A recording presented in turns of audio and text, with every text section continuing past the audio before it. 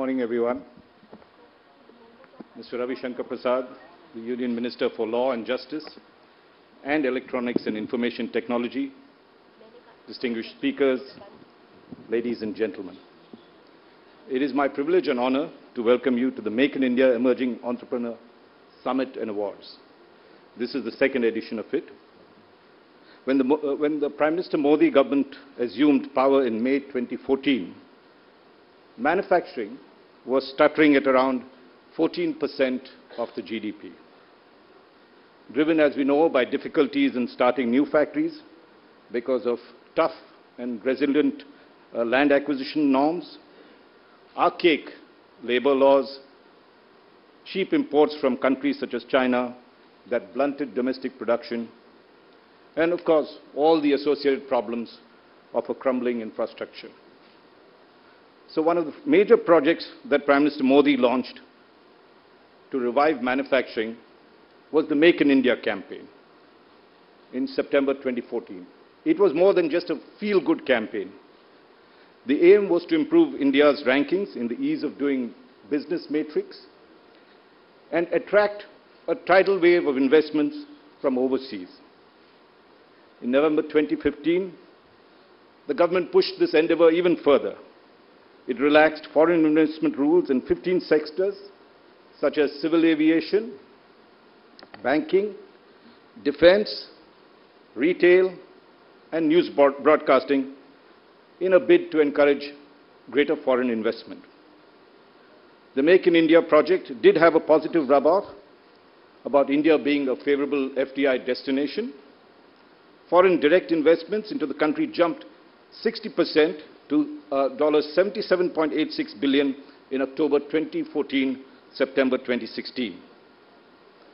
What the Modi government was equally focusing on were certain large-scale disruptions that were crucial to bring about the structural changes in the way businesses were being conducted in the country. As we all know, demonetization was one such. While India is still far from being a black money-free society, the government has been able to send the right signals to those who perpetuate the shadow economy. Demonetization will go down in history as one of the most innovative experiments for combating black money and improving tax compliance. Amid sharp differences on its eventual outcome, there is agreement that demonetization has certainly changed the economic narrative in India. The next, of course, was the more recent goods and services tax that was implemented from July 1st, and we're all feeling its impact. The GST, despite some initial hiccups, which is expected, is the biggest tax reform since independence and will build transparency and accountability in the tax collection process. Under the new tax regime, all multiple taxes will converge into one. With the cascading effect of the various taxes to go, the consumer hopefully will pay a more realistic price for a product or service. And of course, the ease of doing business in India would certainly improve with greater and freer movement of traffic across states. The other big ticket reform was bringing in the long-pending bankruptcy code, a law that enables quicker and time-bound resolution of insolvency cases for both individuals and companies. Dismantling the Foreign Investment Promotion Board, constitute to evaluate FDI proposals and empower individual ministries to clear projects was another big move to foster efficiency.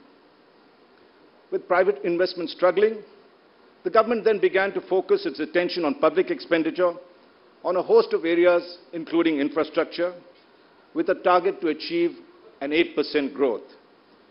The last budget saw huge investments by the government in infrastructure. Unfortunately, while private investment moved into the negative zone in mid-2016,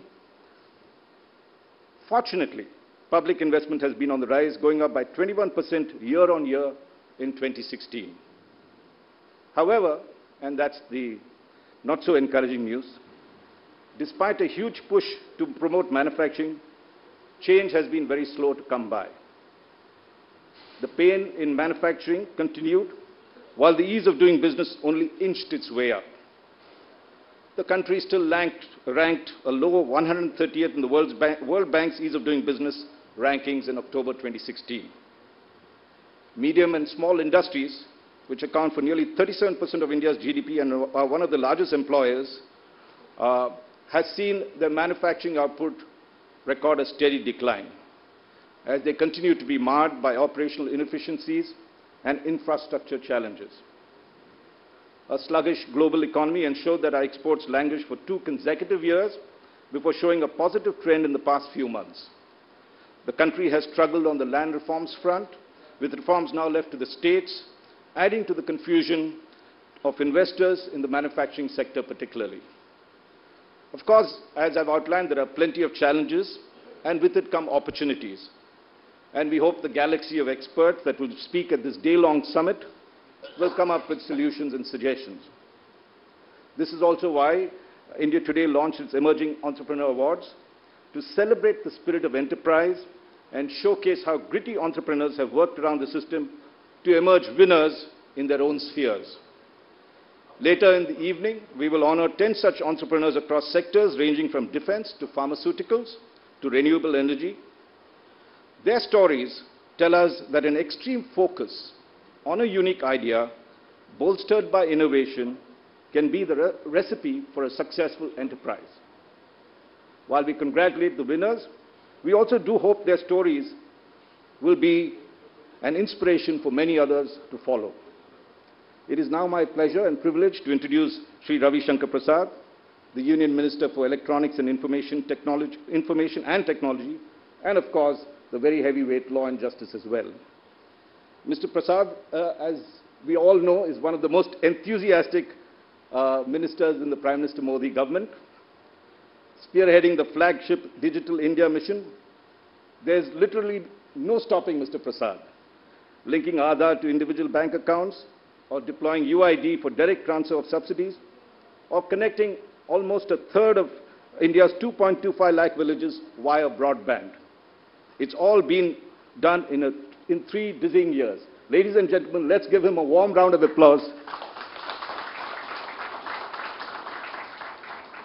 And it's not just that. A mind-boggling 78,000 kilometers of optic fiber cabling is what to link villages has been done, and in turn, it allows for direct payment of subsidies, saving an estimated rupees 50,000 crores annually by plugging corruption.